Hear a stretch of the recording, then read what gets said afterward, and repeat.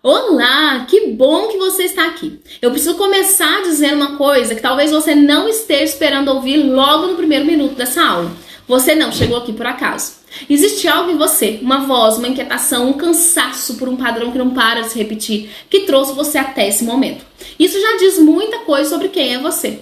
Eu sou Grazi Leite, eu sou neuropsicanalista e criadora do método APR, Análise de Padrões Relacionais. E essa semana, pelos próximos 5 dias, eu te convido para fazer algo que a maioria das pessoas nunca fez com uma consciência real. Olhar para a origem. Não para ficar presa lá, não para culpar ninguém, não para abrir uma ferida e te deixar lá sem cuidado, mas para finalmente entender o que opera no escuro dentro de você. Porque o que opera no escuro tem um poder que o que está na luz nunca vai ter. E quando nos traz luz para o que estava no escuro, o padrão perde o único poder que ele sempre teve, o de agir por você enquanto você dormia.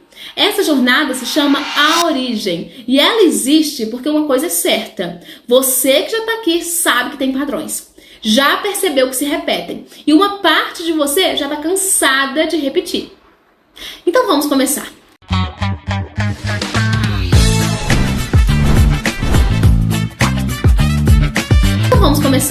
Antes de qualquer coisa, eu quero te fazer uma pergunta. E peço que você responda honestamente, não pra mim, mas pra você.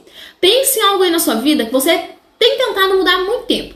Pode ser um padrão dos seus relacionamentos, você sempre termina com o mesmo tipo de pessoa, nomes diferentes, mas a dor é a mesma no final. Pode ser a sua relação com o dinheiro, você trabalha muito, ganha muito, mas de alguma forma você nunca consegue guardar, nunca consegue acumular. Pode ser você com o seu corpo. Você é uma pessoa que para e começa atividade física, hábitos mais saudáveis. Pode ser um trabalho. Você chega perto de algo grande, mas você se sabota. Você já tentou mudar, talvez já tenha feito terapia, lido livros, feito cursos, rezado, prometido pra si mesma que dessa vez seria diferente. E mesmo assim o padrão continua. Eu quero te dizer uma coisa, não é porque você não se esforça. Não é porque você não quer mudar, não é fraqueza de caráter e não é destino. É porque você está tentando resolver com a cabeça algo que não vive na cabeça. O padrão, ele não vive na cabeça. Ele vive no sistema nervoso, na parte do cérebro que responde antes de você pensar. E para mudar de verdade, é preciso ir até a origem, até o lugar que aquele padrão foi instalado. E essa origem, quase sempre, tem menos de 12 anos de idade. Agora eu vou te falar de neurociência, mas de uma forma que você vai entender do corpo, não só na cabeça. O cérebro humano, ele nasce incompleto. E isso não é um defeito, é um design. A maioria dos animais nasce com o sistema nervoso praticamente pronto. Nós humanos não. Chegamos ao mundo extraordinariamente dependentes. E o que preenche essa incompletude é o ambiente. As pessoas, o que acontece, o que não acontece. Nos primeiros 7 anos de vida, o cérebro está num estado de neuroplasticidade que nunca mais repete com essa intensidade. Ele está aprendendo o que é o mundo, se é seguro, se as pessoas são confiáveis, se o amor chega com condição, se é preciso ser merecido. Sentir emoções é permitido ou é perigoso. Esse aprendizado ele acontece na parte racional do cérebro. Esse aprendizado ele não acontece na parte racional do cérebro. Ele acontece no sistema límbico, a parte mais antiga, mais rápida, mais poderosa. A parte que reage antes de você pensar. A parte que sente antes de você racionalizar. Eu vou te dar um exemplo. Imagina uma menina aí de uns 6 anos. O pai dela tem um humor volátil. Em alguns dias ele é amoroso, presente, brincalhão. Em outros, ele entra pela porta em silêncio, vai direto pro quarto e toda a casa para até de respirar. Sem aviso, sem explicação. O que essa menina aprende?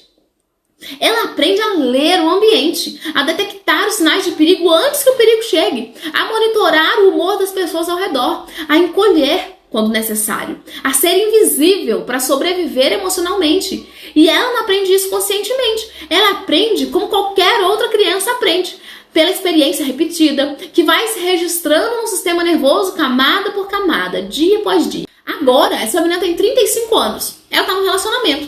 O parceiro, depois de jantar, fica mudo. Ela ainda não sabe por que ele tá quieto. Antes de perguntar, antes de parar pra pensar, o corpo dela já contraiu. A ansiedade chegou. O sistema de alarme já disparou. Isso não é drama, não é exagero. É o sistema nervoso consultando um arquivo muito antigo e respondendo da única forma que ele aprendeu. É isso que o padrão faz. Ele não pede licença, ele não se apresenta, ele simplesmente opera. Mais rápido do que um pensamento, mais antigo do que qualquer decisão que você já tomou. Antes de continuarmos, eu preciso desfazer uma confusão que surge quase toda vez que eu falo sobre isso. Quando as pessoas ouvem falar em infância e padrões, a maioria pensa num trauma com T maiúsculo. Abuso, violência, abandono grave. E aí conclui, mas a minha infância não foi assim. Eu não fui maltratada, eu tinha o que precisava. Isso não é comigo. Ouve muito bem o que eu vou te dizer. Um padrão não exige um trauma grave para se instalar. Um pai que amava genuinamente, mas nunca soube demonstrar. Uma mãe presente no corpo, mas emocionalmente distante, preocupada com os próprios problemas, com uma dor não nomeada. Uma casa onde o amor existia, mas tinha sabor de condição. Era quando você tirava boas notas, quando você não incomodava, quando você era mais fácil de amar. Um ambiente onde suas emoções eram ignoradas sistematicamente, onde sentir raiva era frescura, onde chorar era exagero, onde você precisava ser forte antes mesmo de saber como que era ser forte. Essas experiências também instalam padrões. Não porque seus pais eram ruins, provavelmente eles não eram, mas porque eram humanos, com suas próprias histórias não elaboradas e fizeram o que tinham com o que podiam com o que tinham. O problema não é a falta de amor. O problema é o que ficou registrado no sistema nervoso da criança que você foi. E esse registro, minha amiga, é mais poderoso do que qualquer boa intenção. Eu quero te falar de um conceito que vai mudar como você entende tudo isso. O sistema límbico. O sistema límbico é a parte do cérebro responsável pelas emoções, pela memória emocional, pelas respostas ao perigo. Ele inclui a amígdala, que é o seu sistema de alarme, e o hipocampo, que é como se fosse um arquivo das suas memórias emocionais. Esses dois trabalham juntos. A amígdala detecta uma ameaça, o hipocampo consulta o arquivo. Já vimos isso antes? Como que a gente sobreviveu? Qual foi a resposta que funcionou? E o mais importante, tudo isso acontece antes do córtex pré-frontal, que é a sua parte racional, ter qualquer chance de participar. Por isso você reage antes de pensar. Por isso você já está ansiosa antes de saber o porquê. Por isso a lógica não desfaz um padrão, porque o padrão não está na lógica. E sabe o que é mais impactante nessa história? O córtex pré-frontal, né, a parte que julga, que planeja, que raciocina, ela só termina de se desenvolver por volta dos 25 anos. Isso significa que toda a construção de quem você é, suas crenças fundamentais sobre si mesma, sobre o amor, sobre o dinheiro, sobre o que você merece na vida, aconteceu quando você ainda não tinha ferramentas neurais para processar adequadamente o que estava vivendo. Você era literalmente incapaz de ver as coisas de outra forma. A criança faz a única coisa que pode fazer: sobreviver com o que tem. E o que ajudou a sobreviver, então, encolher-se, fazer invisível, ser perfeita, desconfiar, cuidar de todo mundo, não pedir nada, tornou-se um padrão automático que ela carrega até hoje. Existe ainda outra camada dessa história que precisa ser dita: a teoria do apego. 2 psicólogos que dedicaram a vida a entender os primeiros vínculos humanos demonstraram que a forma como nos relacionamos com os nossos cuidadores primários cria um mapa interno de como o amor funciona. Um modelo que vai guiar todas as nossas escolhas relacionais na vida adulta. Esse mapa ele não é consciente, ele opera por baixo de todas as suas decisões. Há 4 tipos de padrões de apego. Vou te apresentar brevemente eles agora. Primeiro, apego seguro. Aquele cuidador que era consistente, estava disponível quando a criança precisava, e ela aprendeu que o mundo é seguro, que as pessoas são confiáveis e que ela merece ser amada. É a base mais saudável. Infelizmente, não é o que a maioria das pessoas teve. O apego ansioso. O cuidador era inconsistente, presente às vezes, ausente em outras, sumia sem aviso. A criança nunca sabia o que esperar. Ela aprendeu a monitorar constantemente os sinais do outro para antecipar essa ausência. Na vida adulta, é uma pessoa que tem ansiedade nos relacionamentos, medo de abandono, dificuldade de se sentir segura, mesmo quando o parceiro está presente. O terceiro é o apego evitativo. O cuidador, ele era emocionalmente distante ou rejeitava a dependência da criança. Ela aprendeu que precisar do outro é perigoso, então ela fechou a necessidade. Na vida adulta, é uma pessoa que tem uma independência excessiva, ela até se isola, ela tem uma dificuldade de intimidade real, ela tem a tendência de se afastar justamente quando o outro se aproxima de forma genuína. O quarto é o apego desorganizado. O cuidador era ao mesmo tempo a fonte de amor e a fonte de medo. A criança ficou presa entre querer se aproximar e precisar se afastar. Na vida adulta, padrões relacionais caóticos, oscilações intensas, dificuldade de confiar em qualquer pessoa de forma estável. Você se reconheceu em algum desses? Não precisa responder agora, mas guarda essa pergunta aí com você. Agora, nós chegamos no coração, naquilo que eu quero te mostrar hoje. Os 10 traumas primários que o método APR mapeia.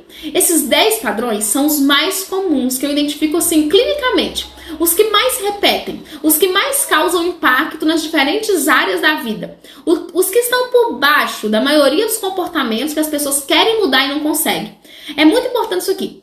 Trauma aqui não significa necessariamente um evento catastrófico. Significa uma experiência que ficou registrada no sistema nervoso de uma forma que ainda organiza suas escolhas hoje. Pode ser um evento único, de grande impacto, ou pode ser uma acumulação de eventos menores, que pela repetição, criaram um padrão tão profundo quanto um trauma grave. Eu vou passar um por um para você agora. Nos próximos dias, nós vamos mergulhar fundo, em grupos de 3 ou 4. Mas hoje eu quero mostrar uma visão completa, um grande mapa para você começar a identificar onde que você está. O primeiro trauma é a ferida do abandono. O básico, o conceito é, se eu não segurar com força, eu vou perder. Eu sempre perco. Aqui é quando a criança nasce de uma experiência de ausência do cuidador, física ou emocionalmente. Pode ser um pai que nunca estava, uma mãe depressiva que estava com o corpo presente, mas a alma ausente, um divórcio que transformou os pais em fantasmas emocionais. O sistema nervoso, ele aprende que a pessoa que eu amo vai embora e instala uma hipervigilância relacional que dura décadas. O segundo trauma é a ferida da rejeição primária. O contexto é, eu não deveria existir do jeito que eu sou. Diferente do abandono, a rejeição é uma mensagem ativa. Partes de você não são bem-vindas. Pode ser a sensibilidade que incomodava o pai, o gênero que não era esperado, as comparações constantes com o irmão, que era mais fácil. O resultado é a vergonha. Não de ter feito algo errado, mas de ser errada. É o trauma que produz a síndrome do impostor, a dificuldade de aparecer, a sabotagem antes de um pico de visibilidade. O terceiro trauma é a ferida da humilhação e da vergonha imposta. Aqui o contexto é, eu sou ridícula, eu não tenho direito de querer. Quando o cuidador expõe a vulnerabilidade da criança de forma degradante, apelidos humilhantes, ridicularização das emoções, punições humilhantes diante dos outros, críticas ao corpo ou à inteligência, o corpo aprende a escolher. Na vida adulta, essa pessoa tem uma dificuldade de cobrar o valor do próprio trabalho, uma incapacidade de ocupar espaços de liderança. A sensação de querer coisas grandes é pretensão. O quarto trauma é a ferida da negligência emocional. O contexto é minhas emoções não importam, eu tenho que ser forte. Aqui, esse trauma é um dos mais subestimados e um dos mais devastadores. O cuidador estava fisicamente presente, mas emocionalmente ausente. Existia escola, existia alimentação, existia roupa, mas não havia perguntas sobre como a criança estava de verdade. As emoções, ela não tinha espaço, não era nomeado, não é acolhido. Na vida adulta, essa pessoa tem uma dificuldade de identificar e nomear o que ela sente. Ela pode trabalhar demais como fuga emocional, ela pode ter relacionamentos superficiais. O quinto trauma é a ferida da hiperexigência e perfeccionismo imposto. Aqui o sentimento é, não sou o suficiente, tenho que me esperar sempre. O amor aqui, ele era condicionado à performance. A aprovação que vinha só quando era melhor, quando tirava a nota máxima, quando era o orgulho da família. Qualquer coisa abaixo do perfeito era tratado como uma decepção. Na vida adulta, a pessoa tem um perfeccionismo paralisante.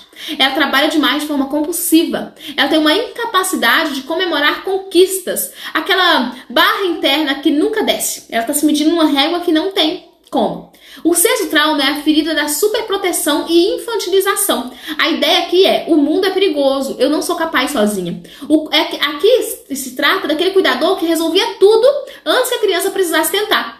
Protegia de toda a frustração, tomava todas as decisões. O paradoxo cruel é, o amor que queria proteger criou o maior perigo. Um adulto que não acredita em si mesmo, que terceiriza decisões, que se paralisa diante de desafios novos. O sétimo trauma é a ferida da traição e da deslealdade. O sentido é, não posso confiar em ninguém. No final, todos me decepcionam. E aqui é quando a figura de confiança, que deveria ser o porto seguro, se torna a fonte de dano. Promessas repetidamente quebradas, segredos revelados, alianças rompidas. O sistema nervoso aprende, intimidade é perigoso. E a pessoa passa a vida mantendo distância ou controlando o outro de forma exaustiva para evitar ser traída de novo. O oitavo trauma é a ferida da instabilidade e imprevisibilidade. A pessoa pensa, a qualquer momento tudo pode desmoronar, eu nunca posso relaxar. E aí isso é formado em ambientes caóticos. alcoolismo, violência doméstica clínica, instabilidade financeira severa, cuidadores com humor extremamente volátil. O sistema nervoso ele fica cronicamente em alerta. O cortisol sobe e não desce. E na vida adulta, a paz parece suspeito. O silêncio parece ameaçador. E a pessoa inconscientemente cria drama com tudo que está estável, porque o caos é o que ela conhece como normal. A nona ferida é a ferida da inviabilidade emocional. O que a pessoa pensa é assim: o que eu sinto não é real, eu estou exagerando sempre. Isso começa quando as emoções da criança foram sistematicamente negadas. Você não tem razão de estar com raiva, você está exagerando, não chora por isso que é bobagem, criança não tem problema. O resultado é um adulto que desconfia da própria percepção. Isso é um terreno fértil, para um ghosting, para permanecer em situações abusivas por um tempo excessivo, para não confiar no próprio instinto. 10ª ferida é a ferida sistêmica ou transgeracional. Aqui o modelo é: carrego algo que não é meu, mas que me pesa como se fosse. Aqui acontece em padrões que vêm antes de você, da sua avó que nunca elaborou uma perda, do seu avô que repetiu um fracasso financeiro, do segredo de família que nunca nomeou, da dinâmica relacional que se repete de geração em geração.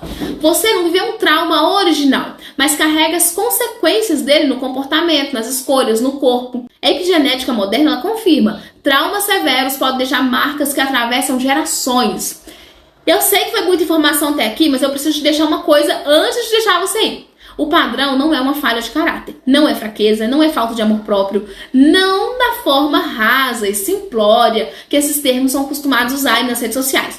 Não é destino. O padrão é uma estratégia de sobrevivência que a criança que você foi criou para lidar em um ambiente emocionalmente insuficiente, imprevisível, ameaçador, ou simplesmente que não tinha o que ela precisava. E essa estratégia ela foi inteligente. Funcionou quando você tinha 6 anos. Funcionou quando você tinha 10. Funcionou quando você tinha 16. O problema é que você cresceu e a estratégia ela não foi atualizada. O encolhimento que salvou você na infância hoje te impede de cobrar o seu valor. A hipervigilância que te protegia, a hipervigilância que te protegia hoje te mantém ansiosa em relacionamentos que são seguros. A autossuficiência que te manteve em pé até hoje te isola da intimidade que você deseja. Não são defeitos, são soluções que precisam ser atualizadas. E é exatamente isso que essa jornada começa a fazer. Antes de deixar ir por hoje, eu quero te contar sobre algo especial que nós preparamos para essa semana. Essa jornada, ela tem uma dimensão que vai muito além das aulas. Porque eu acredito que o aprendizado real, ele não acontece apenas aqui, você me assistindo. Ele acontece quando você processa, quando você compartilha, quando você se conecta com outras mulheres que estão no mesmo caminho que você. Por isso, nós criamos uma estratégia de presentes para quem engaja durante esses 5 dias de jornada.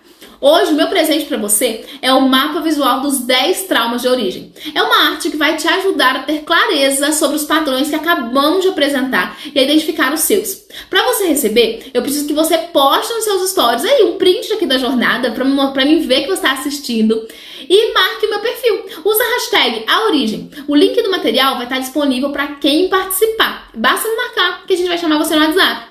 Além disso, a cada dia dessa semana, você vai receber uma peça de um quebra-cabeça. São 5 peças que, reunidas no último dia, vão formar um completo mapa do seu mapa de origem. Um material de reflexão profunda que você vai continuar usando muito depois que essa jornada terminar. A primeira peça já está disponível. Antes de encerrar também eu tenho 3 perguntinhas para você. E essas perguntinhas é para você carregar aí com você até amanhã. Não precisa responder agora, só deixa elas existirem. Quando você pensa na sua infância, qual é a primeira situação que te surge? Como que era o amor na sua casa? Ele chegava sem condição ou tinha que ser merecido? E me fala, qual desses 10 padrões que eu te apresentei hoje soa mais familiar para você? Amanhã, às 19 horas, nós vamos voltar. Mas nós vamos mergulhar fundo nos 3 primeiros traumas: abandono, rejeição e humilhação. E eu te prometo que depois dessa aula você vai entender coisas sobre si mesma que estavam esperando para ser vistas. Cuida de você e até lá!